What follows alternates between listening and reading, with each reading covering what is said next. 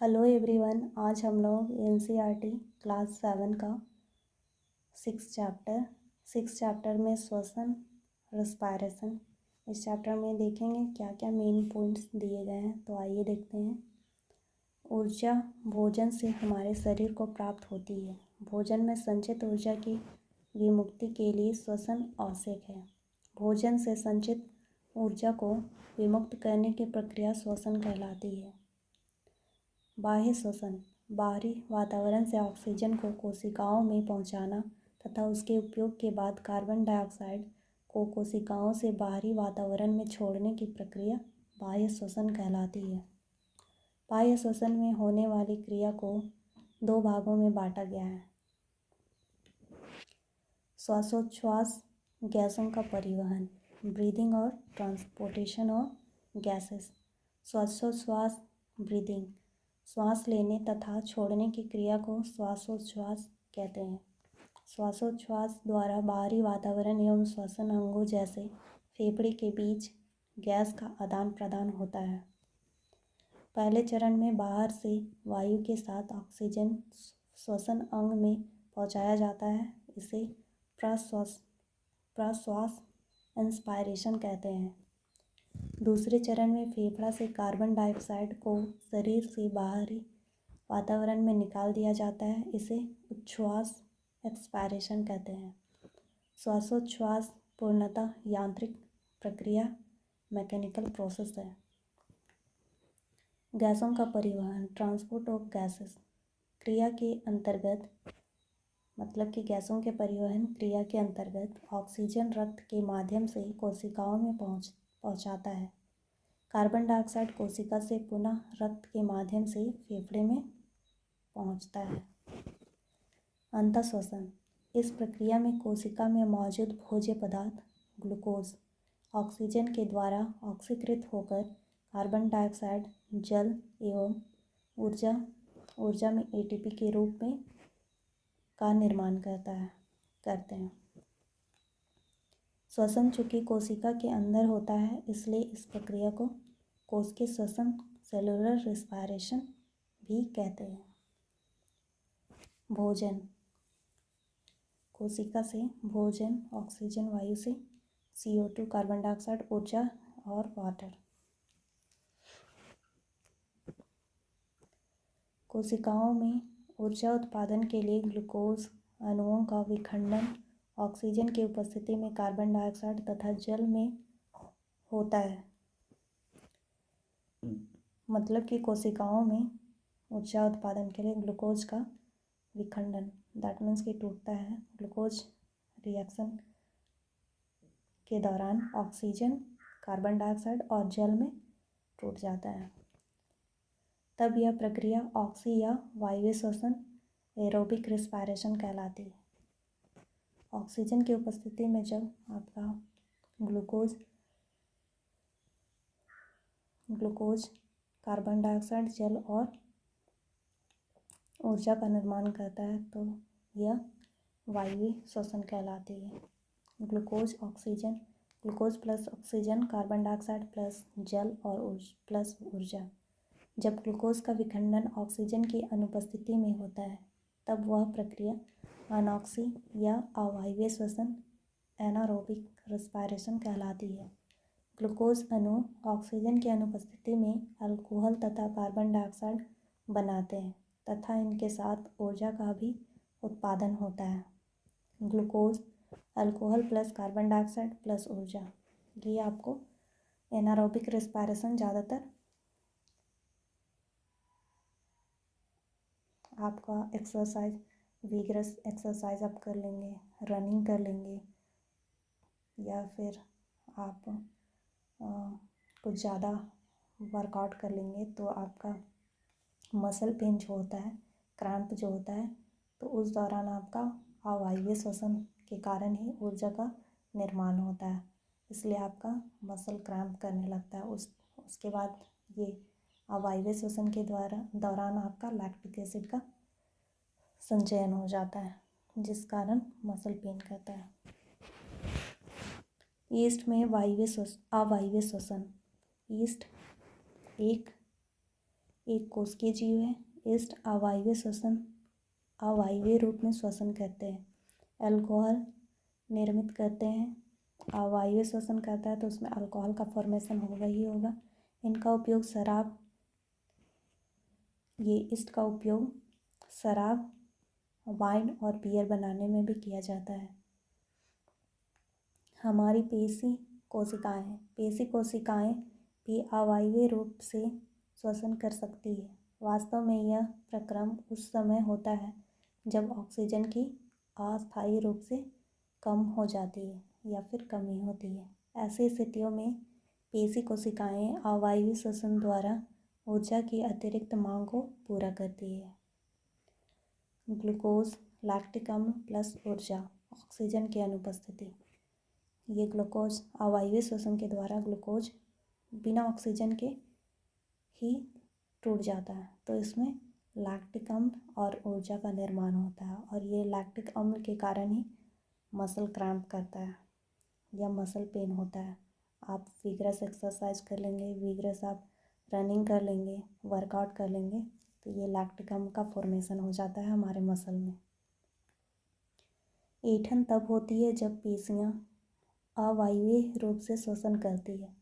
Glucose, lactic अम्ल और carbon dioxide बनाते हैं।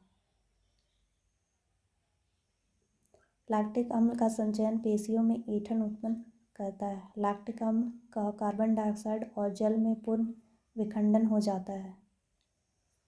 चूने के जल में जब कार्बन डाइऑक्साइड डाला जाता है तो वह दूधिया हो जाता है। ये आपका इम्पॉर्टेंट पॉइंट है। इससे पता चलता है कि उच्छ्वासित या सांस द्वारा छोड़े गए हवा में कार्बन डाइऑक्साइड होता है। अतः श्वसन या सांस लेने का अर्थ है ऑक्सीजन से समृद्ध वायु को अंदर खींचना तथा कार्बन डाइऑक्साइड से समृद्ध वायु को बाहर निकालना। ऑक्सीजन से समृद्ध वायु को शरीर के अंदर लेना प्रश्वास और कार्बन डाइऑक्साइड से समृद्ध वायु को बाहर निकालना उच्छ्वास कहलाता है। कोई व्यक्ति 1 मिनट में जितनी बार श्वसन करता है वह उसकी श्वसन दर कहलाता है। एक श्वास अथवा श्वास का अर्थ है एक प्रश्वास एवं एक उच्छ्वास। सामान्य स्थिति में औसतन एक वयस्क मानव में श्वसन की दर प्रति मिनट 15 से 18 बार है। अधिक व्यायाम करने में श्वसन दर 25 बार प्रति मिनट तक बढ़ सकती है। श्वासोच्छ्वास क्रिया। एक बड़ी पेशी परत जो डायफ्राम कहलाती है, जो वक्ष गुहा को आधार प्रदान करती है। प्रश्वास के समय पसलियाँ ऊपर और बाहर की ओर गति करती है। गति हमारी वक्ष गुहा के आयतन को बढ़ा देती है। ये भी आपका इम्पॉर्टेंट पॉइंट है। पसलियों का गति श्वसन लेने में और श्वसन को छोड़ने में किस ओर गति करती है। अन्य जंतुओं में श्वसन। केंचुए, मछली, तिलचट्टा और टिड्डे जंतु में फेफड़े नहीं होते हैं। केंचुए की त्वचा पतली और नम होती है। इनकी त्वचा से गैसों का आदान प्रदान आसानी से हो सकता है। यह आसानी से अपनी पतली तथा नम त्वचा से ऑक्सीजन अवशोषित कर लेता है। केंचुए से त्वचा के द्वारा श्वसन होता है। यह श्वसन के बाद कार्बन डाइऑक्साइड वातावरण में छोड़ता है। इस प्रकार केंचुए श्वसन क्रिया अपनी त्वचा द्वारा करते हैं कि कार्बन डाइऑक्साइड भी अपने त्वचा के द्वारा और ऑक्सीजन भी अपने त्वचा के द्वारा ही एक्सचेंज करता है। तो केंचुआ का श्वसन अंग क्या है? त्वचा। मेंढक। स्थल में ये फेफड़ों द्वारा एवं जल के अंदर ये त्वचा द्वारा श्वसन की क्रिया करते हैं। मेंढक में दोनों प्रकार का श्वसन अंग है। फेफड़ा जब वो स्थल में रहेगा तो, और जल में रहेगा तो त्वचा के द्वारा। तिलचट्टा में छोटे छोटे छिद्र होते हैं। इन छिद्रों को श्वास रंध्र स्पायरकल्स कहते हैं। तिलचट्टा में आपका स्पाइरकल्स होते हैं, श्वास रंध्र। इनके शरीर में गैस के विनिमय के लिए वायु नलियों का जाल बिछा होता है। इस जाल को श्वास नाल या वातक ट्रैकिया कहते हैं। तिलचट्टा में आपका स्पाइरकल्स या फिर ट्रैकिया, ये दोनों रहे तो आप ये दोनों में से कोई एक रहेगा तो आप ट्रैकिया रहेगा तो ट्रैकिया, स्पाइरकल्स रहेगा तो स्पाइरकल्स। मछली तथा पानी में रहने वाले जीवों में गलफड़ा या क्लोम या गिल पाया जाता है। गिल जल में घुली ऑक्सीजन का उपयोग श्वसन के लिए करते हैं। गिल में रक्त वाहिनियाँ काफ़ी संख्या में होती हैं, इससे गैसों का आदान प्रदान होता है। मछली में क्लोम पाया जाता है, गलफड़ा या फिर गिल, तो इसी के द्वारा आपका मछली में श्वसन होता है। मेंढक में आपका मेंढक का जो लार्वा है टैडपोल, तो उसमें भी क्लोम पाया जाता है, गिल। पौधों में श्वसन। पौधों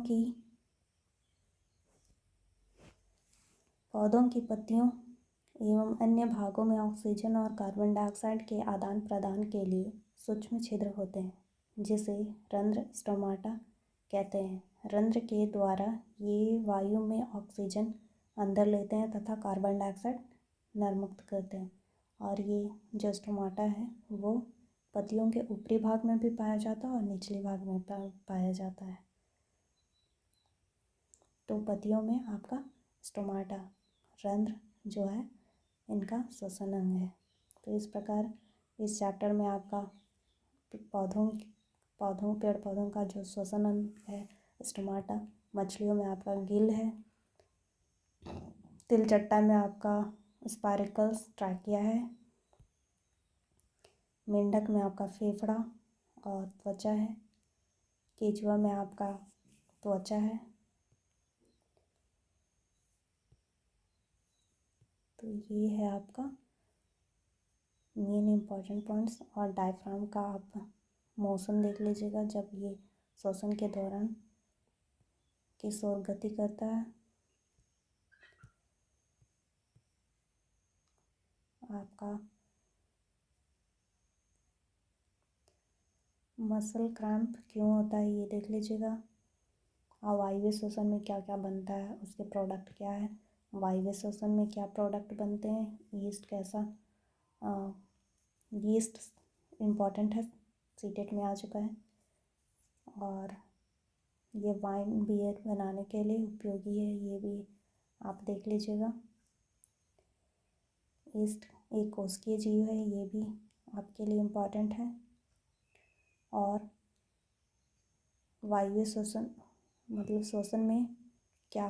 श्वसन में कौन सा प्रक्रिया होता है, तो ऑक्सीजन का टूटना ऑक्सीजन की उपस्थिति में और एक अनुपस्थिति में, ऑक्सीजन की अनुपस्थिति में। तो वायवीय श्वसन अवायवीय श्वसन ये दोनों आपके लिए इम्पोर्टेंट है। फिर श्वसन में मेनली क्या होता है, ग्लूकोज का टूटना होता है। ग्लूकोज जो है ऑक्सीजन की उपस्थिति में, कार्बन डाइऑक्साइड, जल प्लस ऊर्जा भी आपका एटीपी के रूप में, ये आपके लिए इम्पोर्टेंट है। तो आप एक बार देख लीजिएगा। धन्यवाद।